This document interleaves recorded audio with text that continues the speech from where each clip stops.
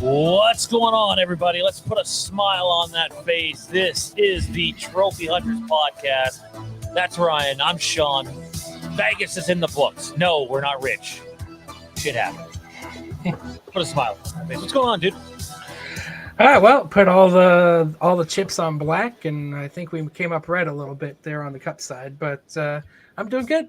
Another week in the books, and another exciting weekend for the colleague cars, start to finish. So a lot to talk about today, but I am really excited.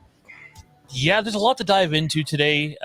We have Phoenix this weekend, which if you're a colleague racing fan, you probably don't like that track very much.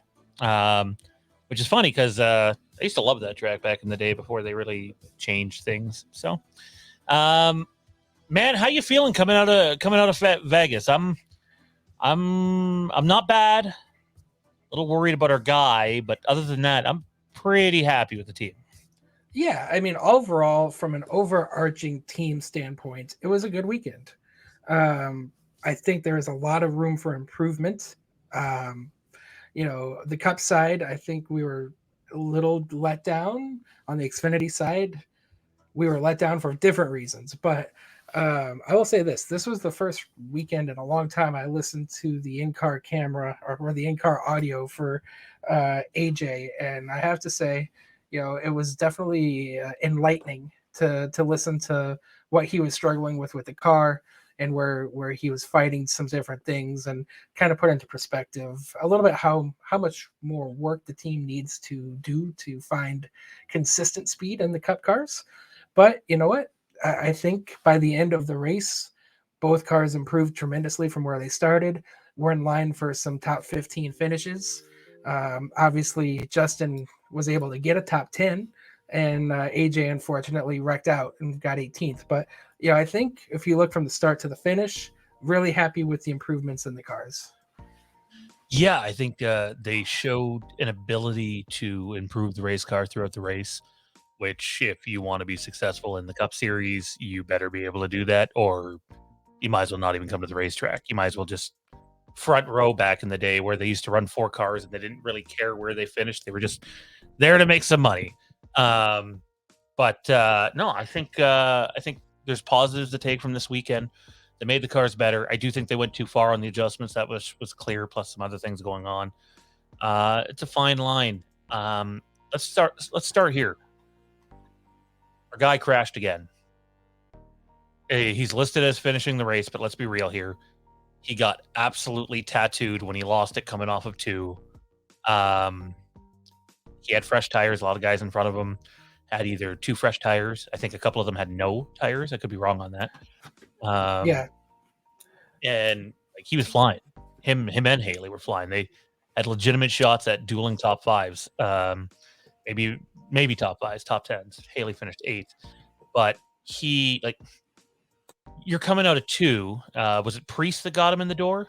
It was Priest that got him in the door. Probably like 170, 180 miles an hour there. And nails AJ driver's side door. Not that it's Priest's fault. He couldn't do anything, but that's a hard hit for a car that everybody goes on about is not safe. And I got to tell you, our guy has been absolutely drilled 3 weeks in a row. And, as far as we know, anyways, is perfectly fine. So, I mean, I am happy that he seems to be okay. I mean, I think everybody's concerns were a little heightened coming into this year with all the concussions and driver injuries sustained last year. And, AJ, as you said, is 3 for 3 now with tearing up some cars, which in and of itself is a bad thing. AJ is known for being pretty good with the equipment and not tearing a lot of things up. And obviously 3 races, an extremely small sample size, but it's not good. It's not good that he's been, tattooed twice and spun through the grass and salvaging finishes at both Daytona and Las Vegas. If you look at the scorecard, he has 2 lead lap finishes, but 3 wrecked race cars. It's quite an interesting thing.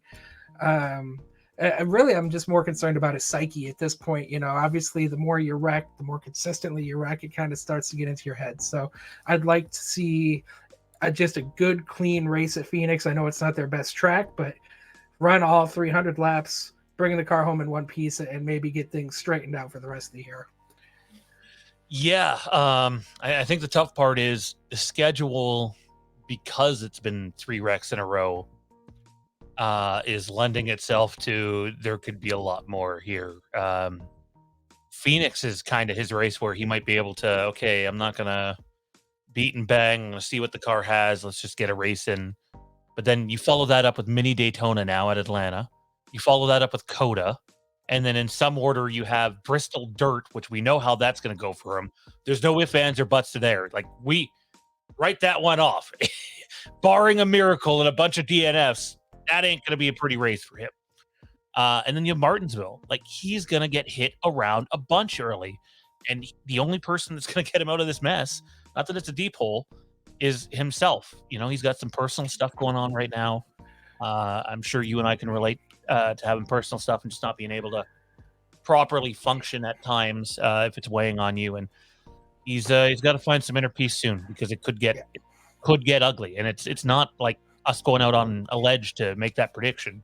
It could get ugly. However, you know what I watched this morning, man? Literally, I was on my shift. I pulled up YouTube, just wanted to feel good. I watched him win Indy again in the Cup Series. Just like the last 8 minutes of the race. I'm like, that guy did that in a car that really wasn't ready to be out there. He's got this. He's got to find it. Yeah. I believe it's and this goes back to everybody's daily lives. I mean, everybody's constantly on the go. Nobody really has any chance to take a deep breath and get just right the mental mindset right. But it's even harder for somebody that's a professional athlete that competes week in and week out in a traveling circus. There is just no breaks. There's no time for him to get right. We're just 3 weeks into a season that has one off week. So the only person that's going to help him mentally is probably himself. He's going to have to help himself. Obviously, Tara and the team care. Chris Rice, they know what AJ's all about. They know how he can kind of get in his own head, and he's going to have to find that strength within himself. And this is my suggestion. They need to put him in an Xfinity car. Go out there, and I know he's running Coda, but just go out there, run in a car where we know he's competitive. He's going to have a good weekend. There's no pressure, at least in the Xfinity car, and just have some fun, because that's what's going to help him get back on that horse and get straight. And a little bit of success goes a long way to fixing all ails. So,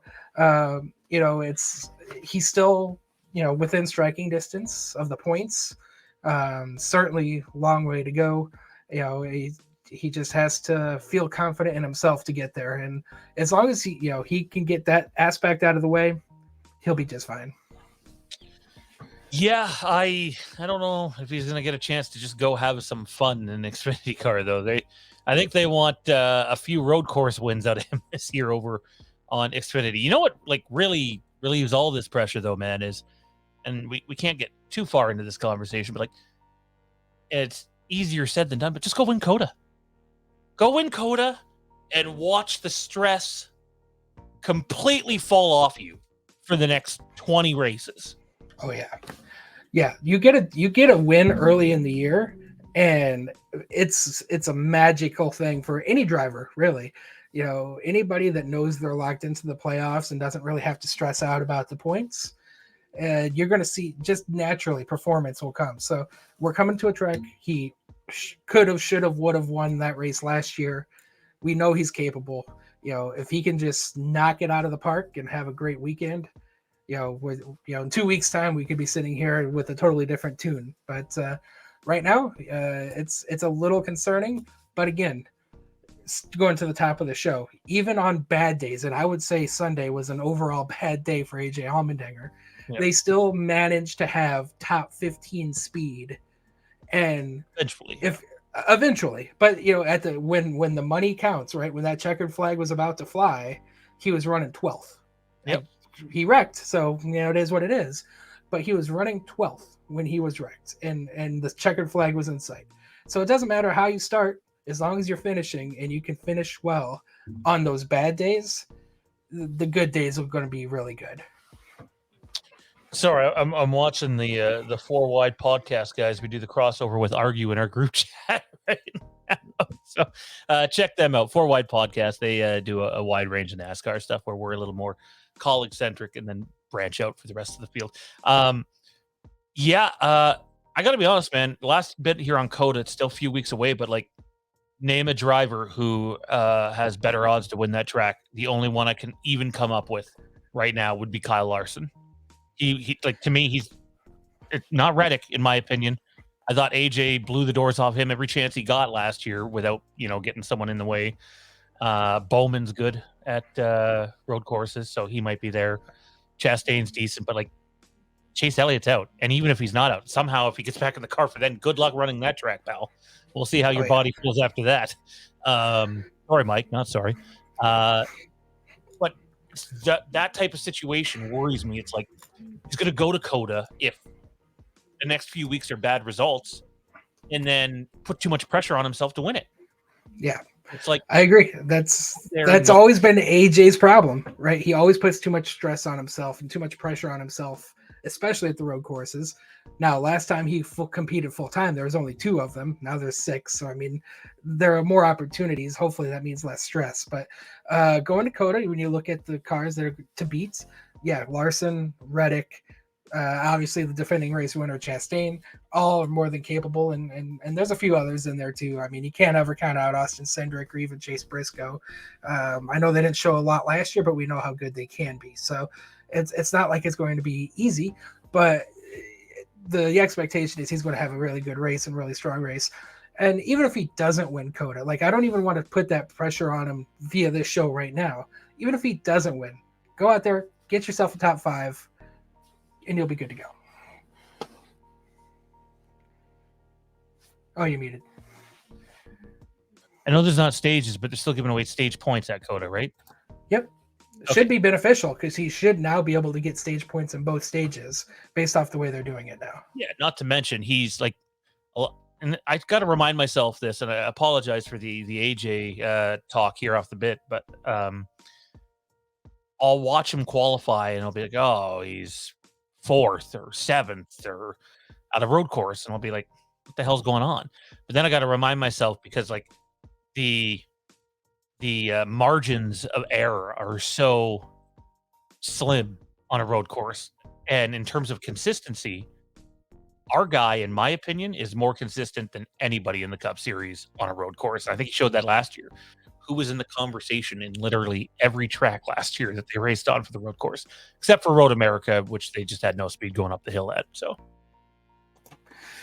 yep. So we'll see how that plays out. I mean, as I said, that's still 3 weeks away. So we got 2 more races to get right and go into that race with the right mindset and we'll come out of there and see where we stand after that. But again, even with the incidents that he's had, he still finished 6th at Daytona, yep, and 18th at Las Vegas, which again could have been better, but I mean, he's right there. I mean, those are 2 consistent finishes where we kind of want that team to be, and you just keep chugging those out week after week after week, and the points will take care of themselves. Absolutely. Run us through the Cup Series race, man. What happened here? Well, it was Hendrick domination. Truthfully, there's no way around it. Whether you're a Byron, Larson, or Bowman fan, one of those 3 were pretty much at the top of the board all weekend long. So, personally, from a fantasy side, I had Byron on my bench, which was very painful. But the Hendrick cars were really good. The racing in itself was a little bit disappointing for a mile and a half. I think we got a little spoiled last year with the Gen 7 car on these mile and a halves producing really great racing. The Hendrick cars pretty much stuck up the show on Sunday. But when you look through it, again, lots of names. Bubba Wallace top 5, Austin Cindric in 6th, Justin Haley, of course, in 8th, which was a really good finish for Justin. Very quietly done. I'd love to sit here and start off the show and give Justin Haley 15 minutes of time, but he's such a quiet, sneaky driver. He started 27th, worked his way up to the top, I think 18th at the end of stage one, finished 18th at the end of stage two, looked like he was going to finish right around 16th, 17th at the end of the race, had that light caution didn't come out, put on some fresh tires and worked his way into the top 10. So Justin Haley had a really solid day. And when we sit here and say pump out top 15s, or if you finish 17th, that's totally fine. And that's exactly what Justin Haley did. Very quietly, methodically, just had a solid day at the office, ended up getting a top 10 out of it, which was great. And jumped a lot of points. And, he jumped from 30th to 23rd in points. So Justin Haley had a fantastic day, did exactly what he needed to do there. And then if you look down a little bit just outside the top 10, some drivers that I'm not a little surprised by: Denny Hamlin, Ross Chastain, Kyle Busch, Tyler Reddick, all in that 11th to 15th range. So again, it just goes to show you, outside of the Hendrick domination, this is still a very open-ended, week-to-week situation with these cars on who hits the setup and who runs well. So a lot of big names finishing outside the top 10 this week. The Hendrick domination was there. Thank you, Alex Bowman, for continuing to do that for my fantasy league. It's working out well. That's right, Mike. Alex Bowman.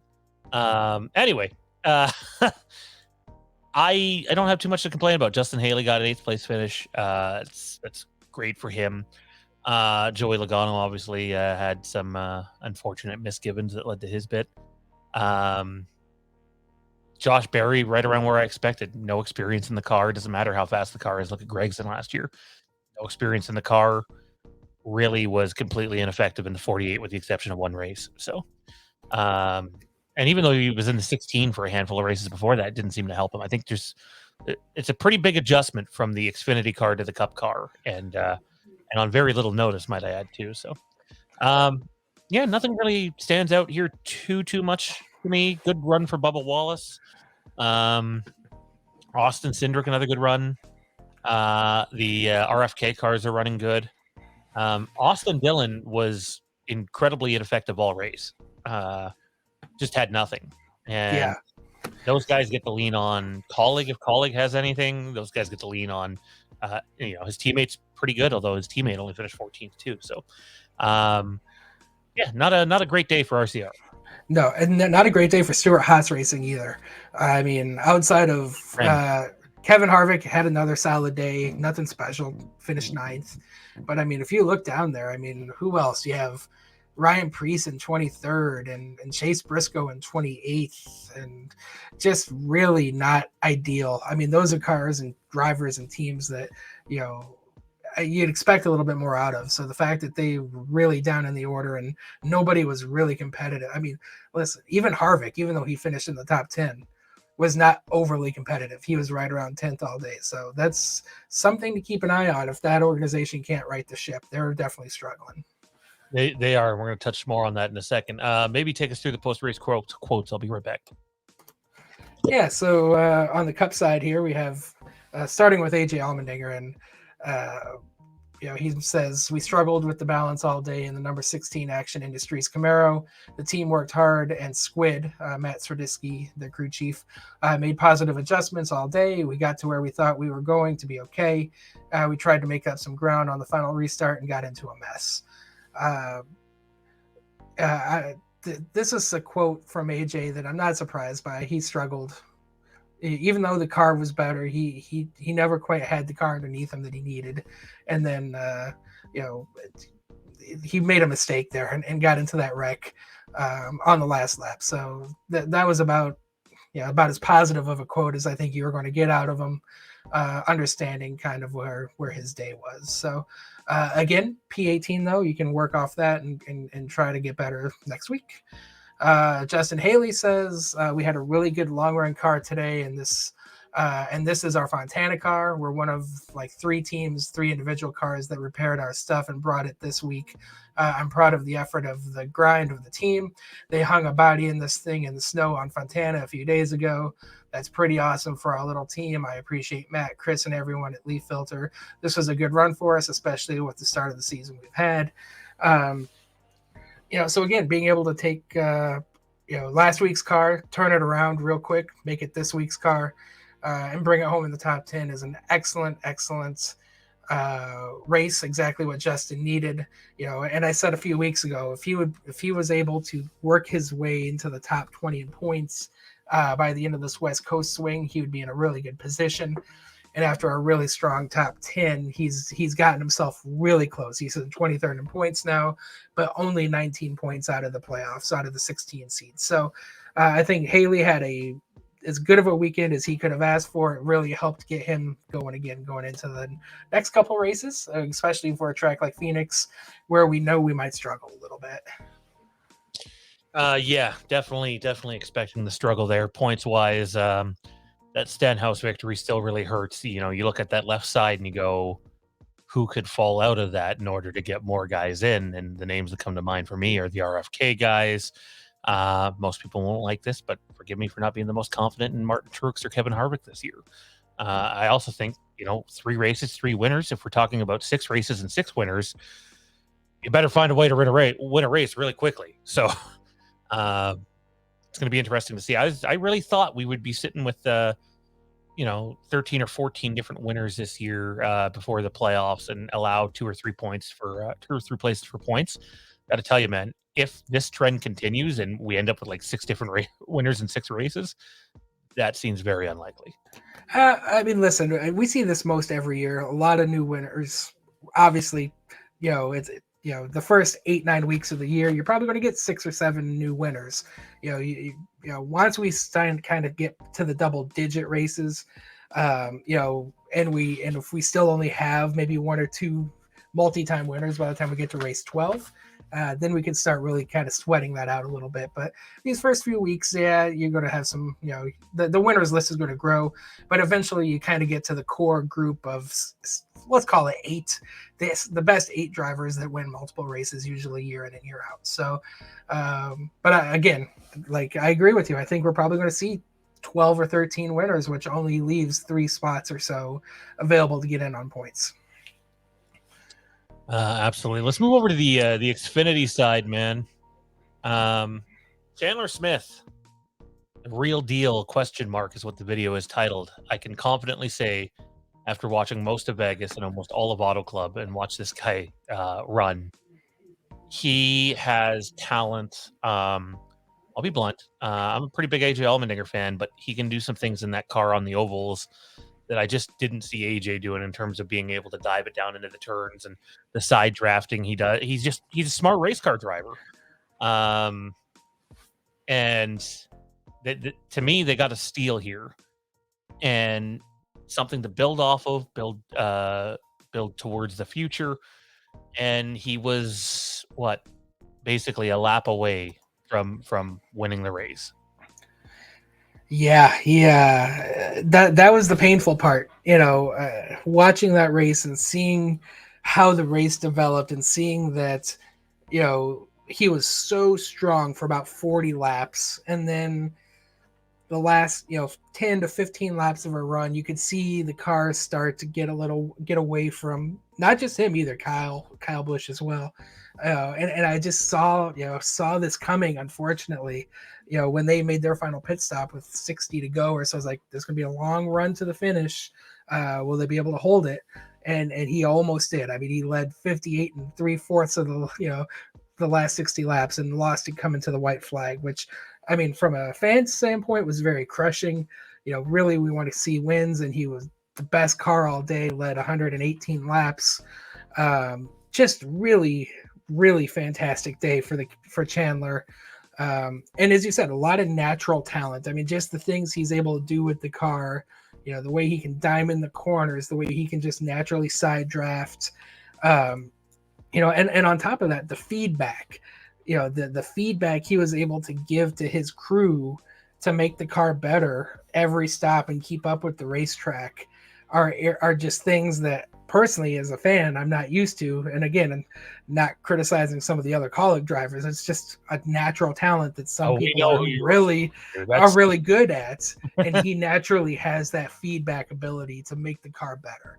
So, he didn't get the win, but it's also his sixth career Xfinity start.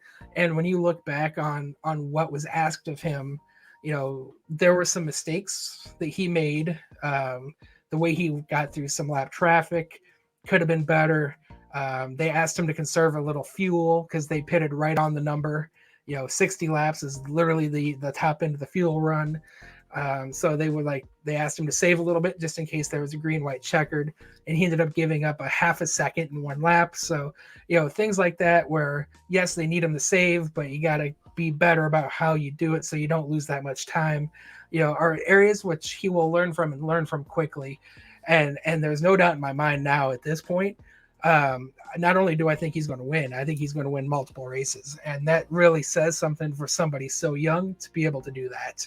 So I'm very, very excited about his future. Yeah, he handled it well. Look, we're guys that have been listening or watching AJ Allmendinger for a long time, and Allmendinger's, in my opinion, one of his biggest flaws is communicating back to the team what needs to be done with the car.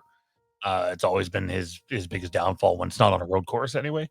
And Smith did it very well. Kyle Busch did it very well. I hope the entire team listens back to how they go about their business doing that, because I think it can help them. Austin Hill with another win, man. Kudos to him. There's a bunch of things Chandler probably could have done differently. He's probably not used to the car plowing tight like it did. But he saved gas one lap and ended up losing almost half a second. It's just inexperience. It comes. Little things that definitely would have had him winning that race. I don't know if anything particularly stands out to me about the finishing order. I think basically everybody that's on the right-hand side of the page probably should be on the right-hand side of the page, outside of Brandon Jones, who just can't seem to get it going there right now. Yeah, it's I know he's with a new team, but he's been a really rough start for that organization as a whole, really. The junior motorsports cars we know are fast.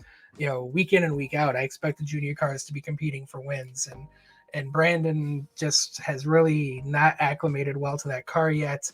But that's the one thing about him in particular.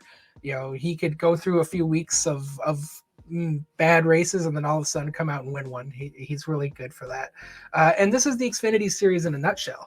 There really are only about 15, 16 top quality cars that are even, within the ballpark of being able to compete every week. So, I expect the left side of the finishing order to be pretty consistent. It's just kind of going to shuffle week to week. But it's nothing really stands out. I mean, Justin Allgaier had another great week. He's going to get his wins. Austin Hill is going to be a lot of trouble this year.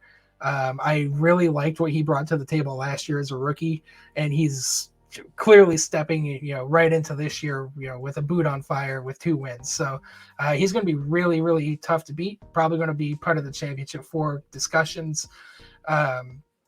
Outside of a few other drivers. So, yeah, you see it, Junior Motorsports, Joe Gibbs Racing, Colleague Racing. I mean, they're the vast majority of your top 10 there. So, if there's one surprise, again, it's just Daniel Hemrick, knowing how good Chandler Smith and Kyle Busch were on Saturday.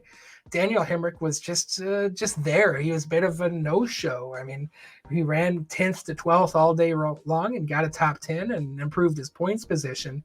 But when you start comparing these runs to his teammates, something's just missing, and I don't know what it is. And it's disappointing, man. It's really disappointing.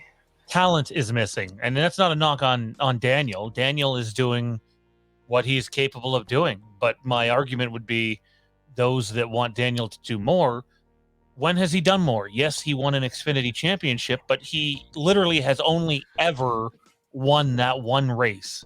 One time. That's it. And yeah, I know, but he still should be running for top 5s, right? I think there's still a top 5 expectation. So. He's shown nothing to me outside of a Gibbs car that would indicate that this guy has any chance of running for top 5s consistently. Even when he was with the Junior Motorsports, he's a top 10 guy, and even then, it's going to be hard to press forward because you do got a guy like Austin Hill who's better, and other guys in the series now, and I got to tell you, man, like you can't tell me that they see what the other two cars are doing the last 2 weekends and they don't go, "Okay, let's make some of those changes over to this car." I guarantee you they have. He just doesn't have it. On top of it, he's hurt. And I think expectations are important. Like I'm telling you, all year long, I'm never going into a race thinking that Hemrick is capable of anything more than, eighth to 12th at best, barring a lucky race, because he hasn't shown it, not with Colleague anyway, not once. I mean, I've really tried to give him the benefit of the doubt, knowing he's a champion, right? Like, you don't become a champion by luck. You do have to have talent and skill and drive yourself there. And it has not translated. And again, we're only 3 weeks into the season. The sample size is very small. I don't want to get too far out of the box here, but when you start comparing his races to his teammates' races, and he's being outclassed by a rookie right now. It is concerning. It is very concerning, and I really want him to figure it out and start. And again, like it's okay that he doesn't win, but he really needs to start at least sniffing a top five, right? Like it's sniffing top fives, and yeah, if he misses the playoffs, He better something not. catastrophic happened, right? He's even with what we were calling mediocrity, he's already only 8 points out of the playoffs. So he'll get the playoffs, but it is concerning for sure that there's not more speed there. We'll see what happens. Speaking of speed, Kyle Busch had this to say after the race. I can't actually read it because the live is in my way here. One moment.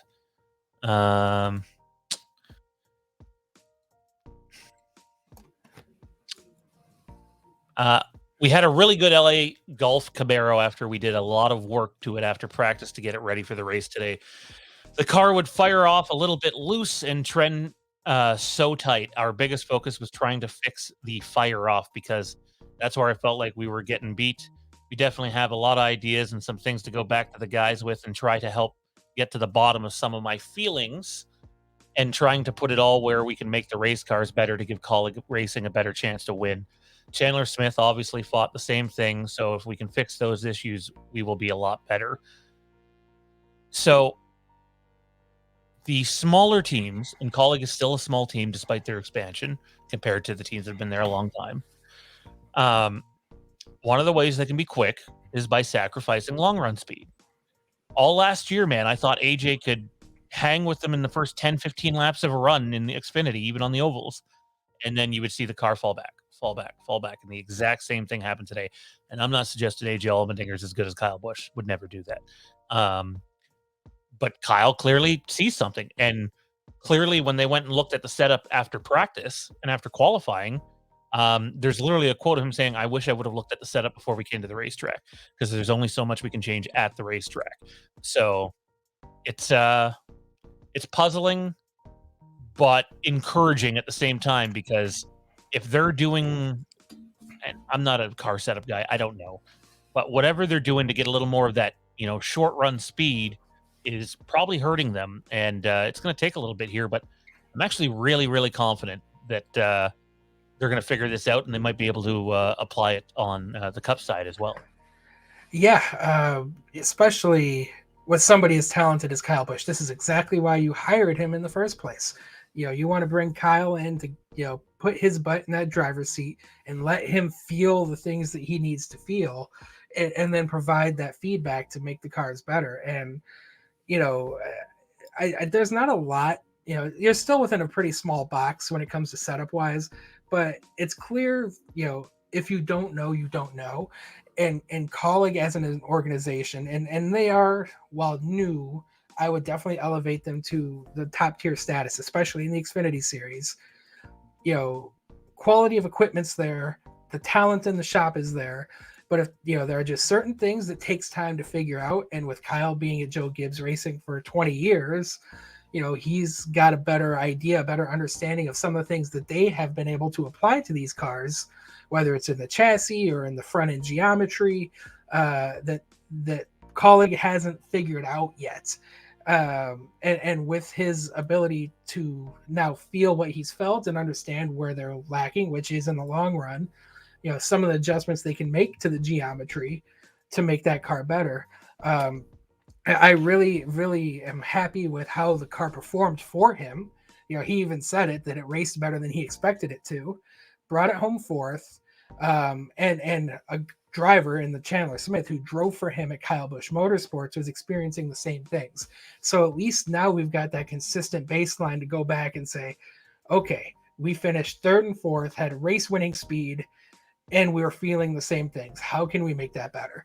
And with that in mind, I have no doubts that they'll be able to make the improvements to the cars, and perhaps using some of those techniques, maybe that will translate a little bit to the cup side, especially if there is some front end geometry aspects that they can equate, from one car to the next. So I'm very excited about where they're going, and I'm very happy Kyle's in the car again this weekend at Phoenix, which is definitely a notoriously challenging track for Colleague, and they can really hopefully get a good grasp on where they're missing the setups and make the right adjustments. Chandler said that's a tough one to swallow. There's some things I could have done inside the car before we started building tight to get my lead a little bit bigger and have a bigger buffer. So, like, he's telling you right there that, hey, I was always going to fall off like a rock. That's just the setup. Um, all in all, I can't be too disappointed. Only my sixth start, my third with Colleague Racing. We had a really, really fast, quick tie Chevy Camaro. I'm just really appreciative for everyone at Colleague Racing for bringing me on board and believing in me. Um, Positive signs, and I do think, like, I'm not saying it's this, but, like, I know I would go ham with this on iRacing, but you can screw around with your cambers a lot to get some short run speed, but it kills, absolutely kills your tire wear. And I just wonder if they're cheating somewhere, like, not legitimately cheating, but going a little overboard on part of the setup. Kyle Busch seems to think so, and if he thinks so, you probably should listen to him, and we'll see what happens. I know it's hard to make changes so quickly, but with him back in the race car this weekend, I got a hunch we're going to see speed out of that 10 car that we haven't seen out of the Colleague cars the last 2 years at Phoenix. Yep, I absolutely agree with that. I would be really surprised if that 10 car isn't at a minimum top three, which would be a big improvement for where they've been.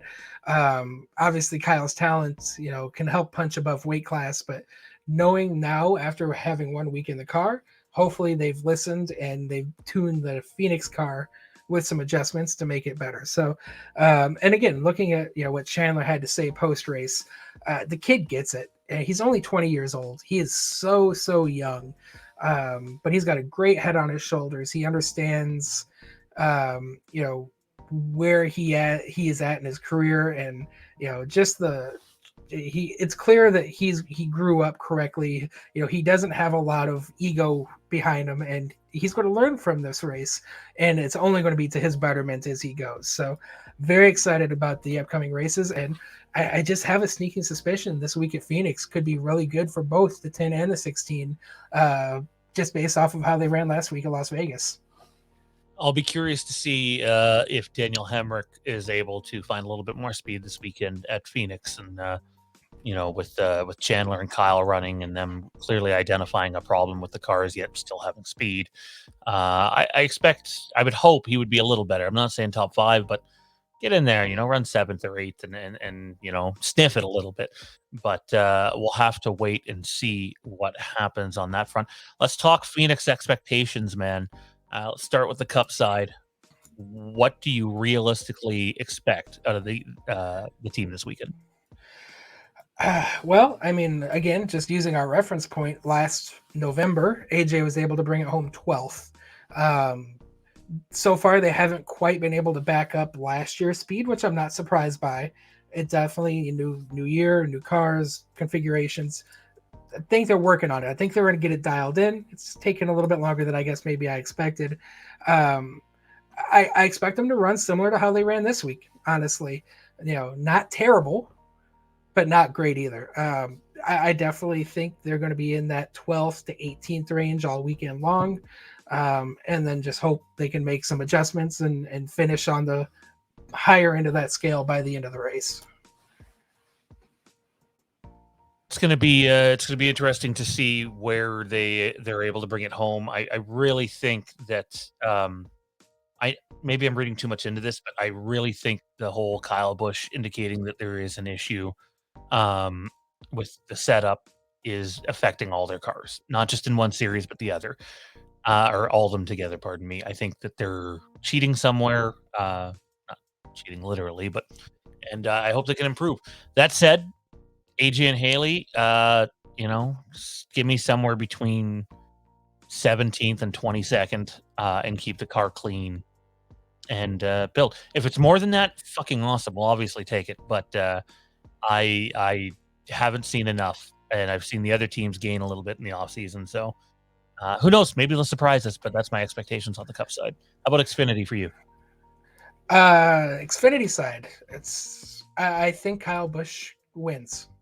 I predict a Kyle Busch win this weekend. I think he's got the seat one race in the car. He now knows how the car is going to race.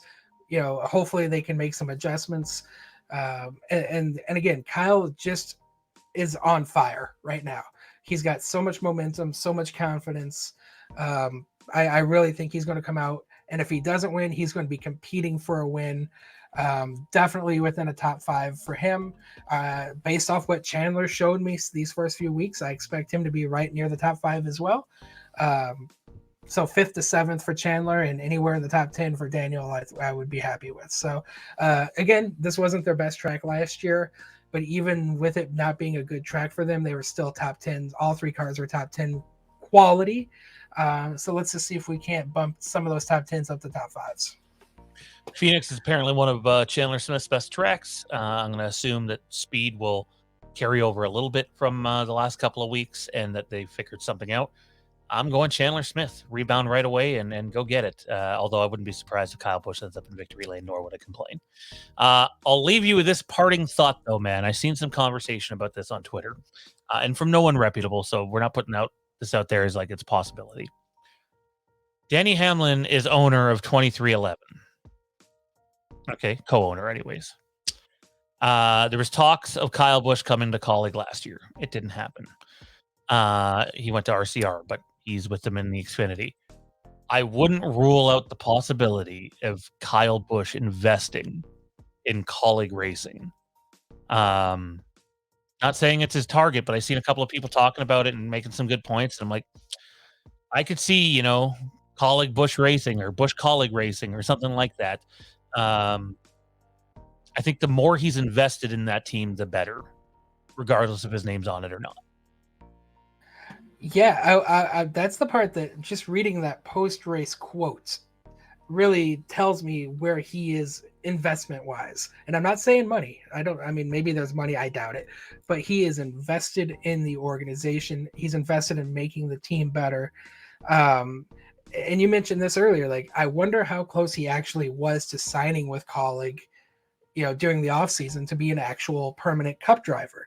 It certainly seems like, there was legitimate conversations and between that's helped build a good, solid relationship that between Kyle and Chris Rice and Matt Colleague that I think could eventually lead to more, especially if he finds that, what he has at Colleague, at least in the Xfinity side, is good enough.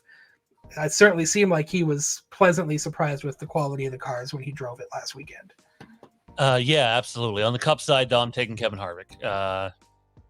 Hard to bet against Kevin Harvick at Phoenix. I know that I'm not high on necessarily that team, but if money-wise, if I had to pick someone, I'd pick Kevin Harvick. Man, I don't even know. I don't even know who to pick. I mean, the Chevys have dominated so far this season. We heard about how the Toyotas are going to dominate, and Toyotas have the new the Clip, and the Fords have more horsepower, and Chevy's going to be the third to the party. And honestly, so far, all I've seen is Chevy being dominant. Yeah, I don't think Stuart Haas seems off, even though Harvick's good, and even though Chase Briscoe won last year. The Fords, Logano, Blaney, they dominated the championship race. So I personally think a Ford wins this race. And if I had to pick, I'm going to put my money on Joey Logano to get the win this weekend. But it's so tough to pick. But I'll take Joey Logano to win this weekend. That would be an excellent bounce back. for Joey Logano. Anyways, ladies and gentlemen, thanks for tuning in. That's Ryan. I'm Shawn. Don't forget to like, comment, subscribe, and most importantly, whatever's going on in your life, keep a smile on that face. Try to stay positive. Go colleague. Let's see what Phoenix brings. Talk to you guys soon.